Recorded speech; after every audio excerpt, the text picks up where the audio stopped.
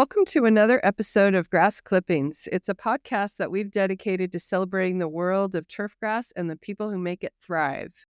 I'm your host, Crystal Rose Fricker, the president of Pure Seed and Pure Seed Testing.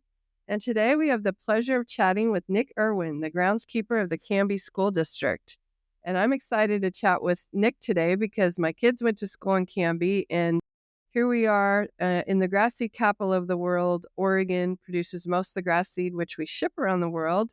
And it's just so cool to see our same grasses being used locally. So Nick, welcome to the show. Thank you for having me on, Crystal. I appreciate it. Yeah. Why don't you tell us a little bit about your background, how you got to be a groundskeeper? Well, I started out in the lawn care industry, working for a local company, Turfgrass, here in Wilsonville. And we actually had Canby School District as a client, and Canby kids as well, working on the athletic fields throughout the district. And I got to know a couple of the people working there at the district. Ended up taking a job there. Wonderful. We actually went out to see the field here not too long ago, and it looks great. What are some of the challenges that you face as a groundskeeper for high school fields? Time and money. It's always a challenge. Seems like there's never enough time in the day, and getting all of your resources, seed, fertilizer, etc., is always a bit difficult. Do you rely on volunteer help a lot too? No, we do most everything in-house. You used to kind of send out, contract out for things, but we've taken in the last few years, most of it's, if not all of it's in-house now. So, like on the baseball field, does the team do anything to help with the field? They do. We're lucky to have a really good baseball coach, JJ Stolzig. He's great. I mean, he puts a ton of his own time into the program, aside from just coaching. He's helped me out a lot over the years. I like that because a lot of times I like to ask people in the industry, just like I've asked you, how did you get to where you are today? And some of them are in the sports turf arena, especially. They're like, well, I used to play my local field and I got to help a little bit and I thought that was fun to work outside. And now here they are, taking care of the USC field, for example. And so those are cool stories to me that I think are how kids evolve into some of the people in the turfgrass industry today, and some of the influence that you are having by showing them and working with them on your field. I think it's a neat mentorship, if you will.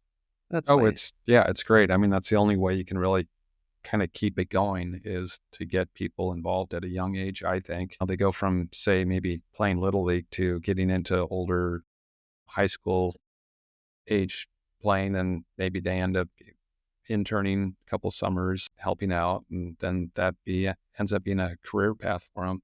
Yeah. I think a lot of people go to college these days and I'm going to get a business degree. And then they're like, I don't really like this. I want to do something outside, and don't realize, I feel like a lot of us don't realize all the career paths there are in agriculture.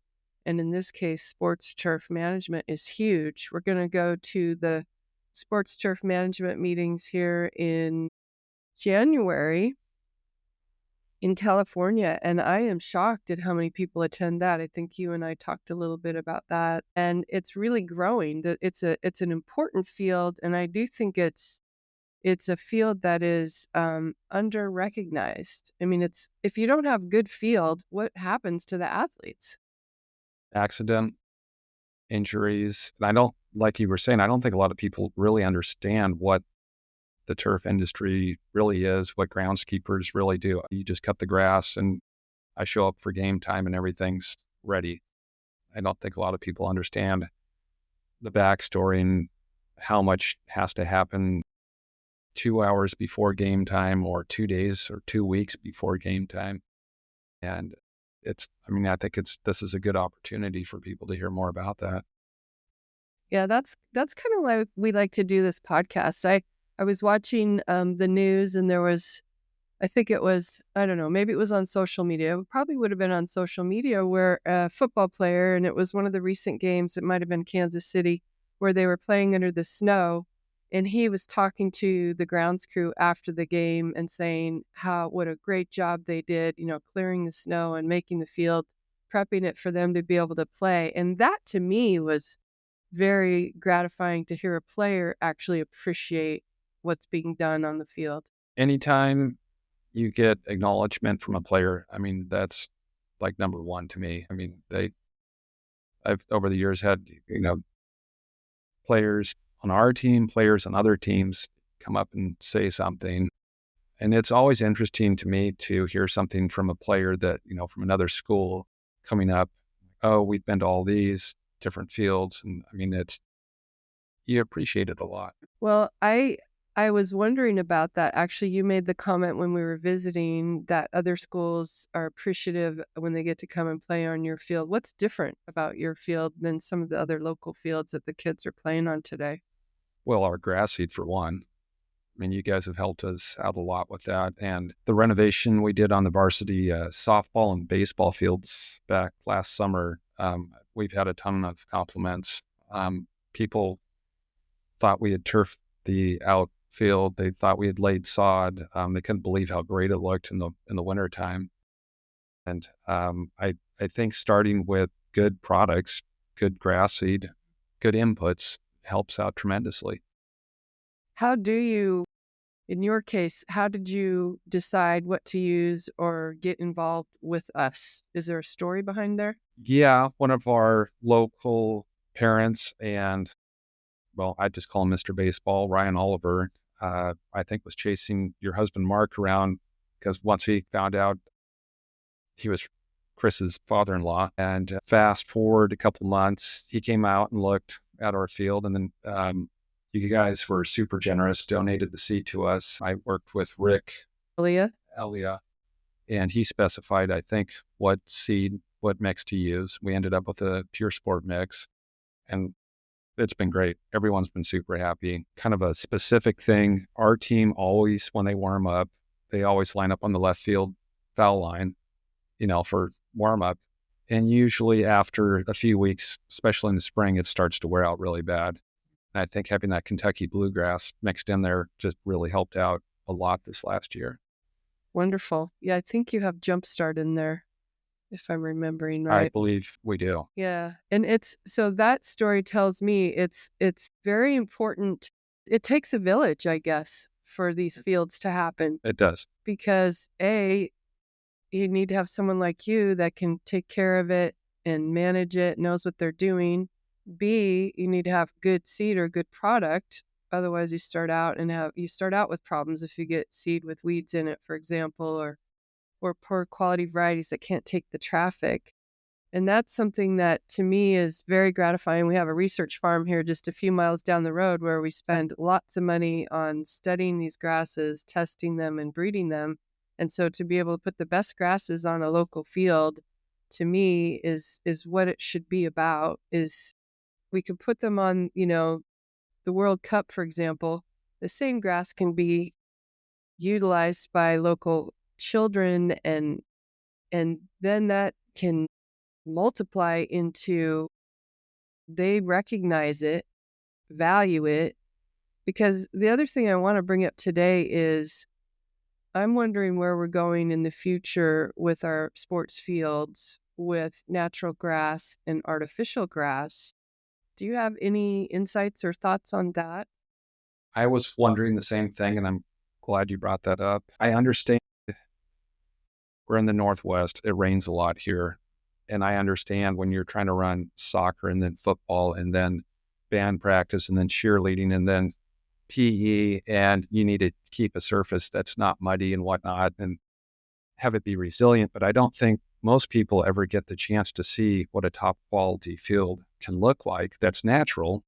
And a lot of the inputs that go into a synthetic field, drainage system and, a base that is free draining, put the same thing under natural grass and you'll have a wonderful playing surface.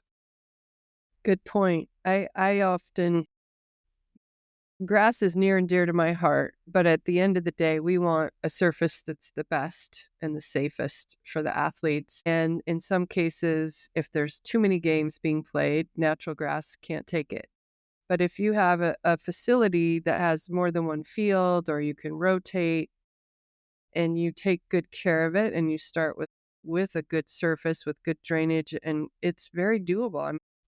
The opposite of that is some of the problems that we're seeing with artificial turf for the athlete, and how to take care of it when the temperatures are high, or garbage on the field, Pet waste. sanitation. Yeah, pets. I mean, there's a lot of other issues that I think people didn't originally count on happening.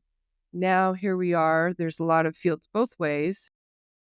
And I think people are rethinking whether they want to have natural turf because they miss that. And yes, it could get muddy, but a well-maintained turf really isn't. And I've had people say that to me, well, there's bad natural grass fields, and they're also not safe.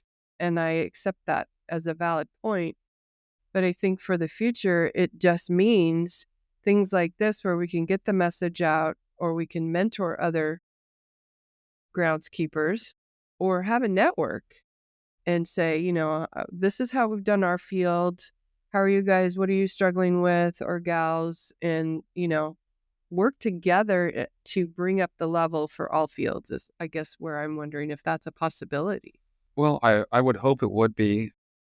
People, I think, have trended towards synthetic because there's this idea that it's maintenance free, and it's not. You still have to maintain the infill, otherwise the fibers will start folding over, and then, it's like playing on concrete essentially. So there's definitely a maintenance aspect to it. And the last couple of summers, I think it was summer of 2021, when we had, 116 degrees for 3 days, our athletic director went out with one of those portable infrared temp guns and did like a manhole cover at the parking lot, and then the synthetic field. And the synthetic field was by far, I think, one of the warmest things out there. And because, of course, coaches wanted to come and play, and they're saying, well, no, we can't. We have protocols we have to follow, obviously, for How safety. high? Do you know how high I the think temp? it was like up in the 160s or 170s. I know I was in the Middle East on a soccer field, and they had the sideline with artificial turf because of the traffic there. And so I took my shoes off, and I had stockings on, but I put one foot on the artificial and one on the live grass, and I could not believe the difference in the temps. It was crazy. Night and day. But Yeah. that gets back to like what you were saying. If you have a living, breathing organism, the plant, pulling water, perspiring, essentially. Cooling. Yeah, cooling. Mm-hmm. You won't get that with a plastic field. Cooling. Yeah, that's why grass is so interesting to me, all the benefits that it brings. Just the filter, the roots helping the soil, the carbon sequestration. There's so many benefits of grass that most people don't even know. But if they go to an area, let's say a park, and there's a nice grassy area, it gives them a place to go and relax and enjoy, versus a dirt area, or even an area that's a lot of weeds. You're not going to sit down on that and have a picnic, but a really nice your grass surface. your grandson seemed to be pretty happy after you got out on. Oh, that's right. Yeah, he was sitting on your field loving it. It was soft. And now he does notice textures. He doesn't like tall fescue. I can't blame him. If you're on perennial Ryan, Kentucky Blue, and you go to tall fescue, I can see. It's a little bit rougher on the baby skin. The perennial ryegrass is nice and soft. Very soft. What I noticed walking from grass to synthetic field is all of the little rubber pellets in the sand that ends up in your sock or shoes. True. Instead of, maybe a little mud on your uniform, you've got rubber pellets everywhere. Yeah, and one of the guys I worked with played football in high school, and he didn't like every time you got tackled, he said you ended up with same stuff coming into your helmet. It just seemed not very comfortable. Yeah. Well, I think it would be fun to actually interview an athlete. And so talking with you has given me a lot of ideas for some future podcasts. And I think that would be something we can do in the future. Just get an athlete's perspective on grass and the surfaces that they play on. But I am also wondering about the stitch turf and being able to do both. So they have a Like a better hybrid. hybrid, better undersurface with the natural grass. And I think they're learning a lot about that. And that will probably be one of our future episodes, talking a little bit more about that with some of the folks that are researching that. And to me, it's just exciting that we do have the technologies and we have more information, and we need the feedback from people like you who are, on the base front there doing all the work and understanding what it really takes and what's working and what's not working, to just give an example that this is something that's doable. We can have a natural grass turf at a local field and have a good surface for the kids to play on. And the costs, you do have costs, but is it any more, or do you feel like it's a burden to take care of natural grass compared to the artificial turf? Well, I'm like you. I'm more natural grass. I mean, if I could have it my way, I would, that would be my preference. But I can understand the reasons why, again, people have gravitated towards the synthetic. It is, they both have maintenance. And I guess for me, natural grass, it's just second nature maintaining that. Synthetic is more of like a chore, for lack of a better term. And yeah, There's just something about working with plants. I enjoy working with plants, and I think that's what I'm hearing you say. Working with a living, breathing surface, it can adapt, it can change, it can improve. Fertilizer helps, aerification, all the different things that we can do to help those plants to be better. If you start with good seed, you really have something that is, it's like an art taking care of grass. And I think that's what you prove with the way I saw your field, and with players coming up and telling you that, other schools wanting a field like that.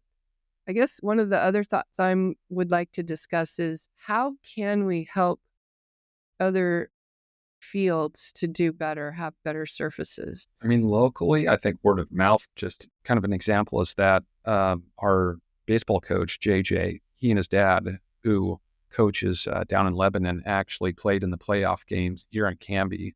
And JJ was telling me his dad had been asking, well, where'd you get that seed and what is it? And so, I mean, I think they would be interested in maybe potentially renovating.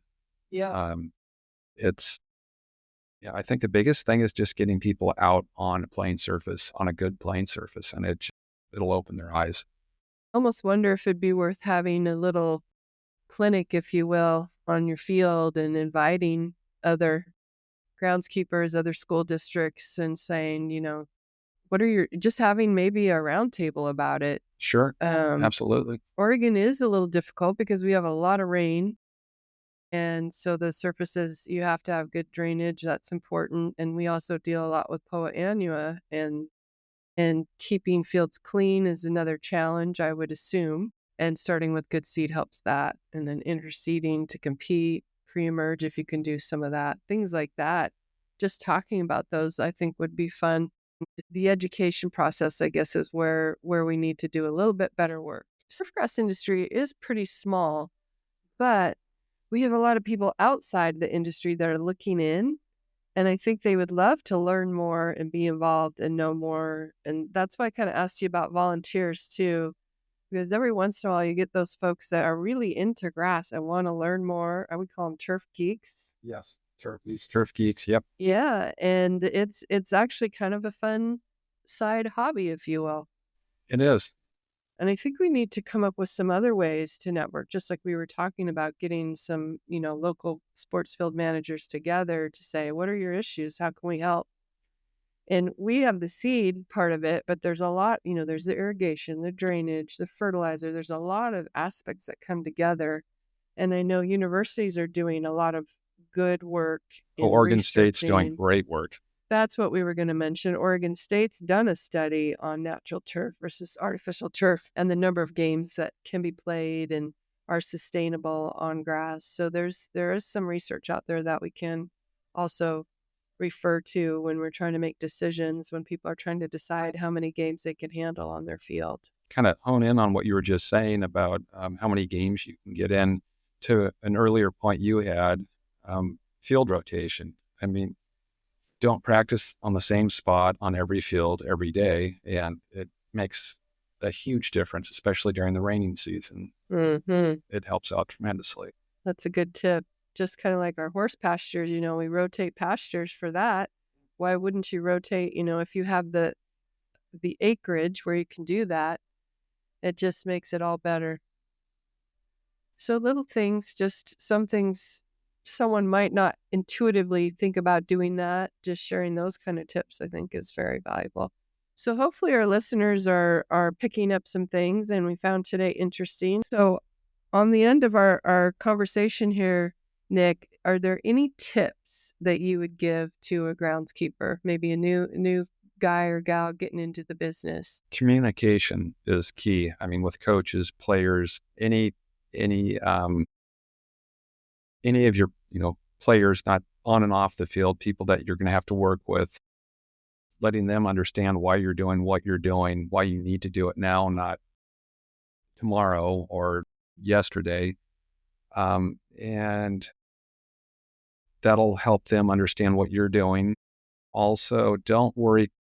To quote Tom Cook from Oregon State, people get worried about style over substance. You have to use this product on this day or this here. I mean, every field, it's going to have a different environment. And I think keeping an open mind and always asking questions of people that you admire that have been in the industry longer, that helps a lot. I like that. That is why I say it takes a village, because there is a lot of knowledge out there, a lot of expertise.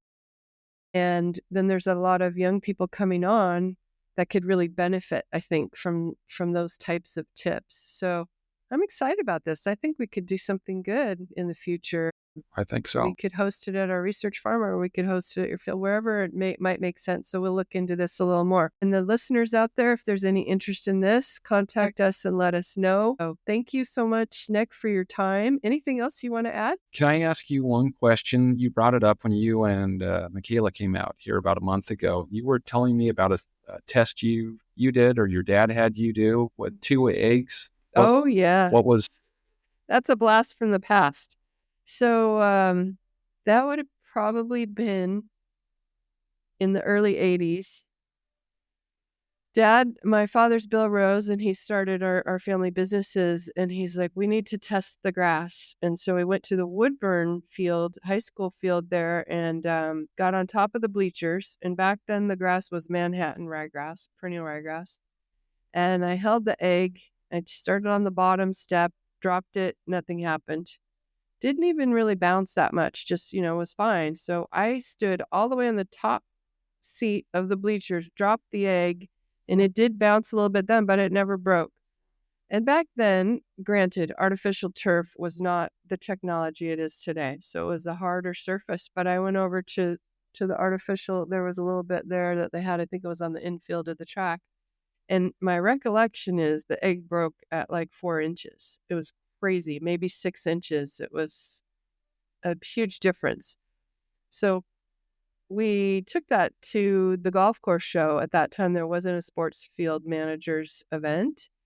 And Dr. Trey Rogers got involved, and he, since then, they've developed all kinds of technologies to measure the surface impact. And it all took off after that. So there's a lot of information on the playability and the structure of a field and how it could affect the athlete. They're doing so many things now on like the bouncing, the turnability, the cleats, the different shoes that they wear, and all those things. So we do have ways to make our athletes safer. We just need to utilize them. Well, it's been great having you. Yes, thank you for having me on. I appreciate it. We're looking forward to our next episode, which we're going to possibly be working and talking a little bit more about this hybrid turf idea, depending on if I can get a special guest star on for that one. But stay tuned. We're going to have some more episodes with some exciting topics that we want to visit with you all about.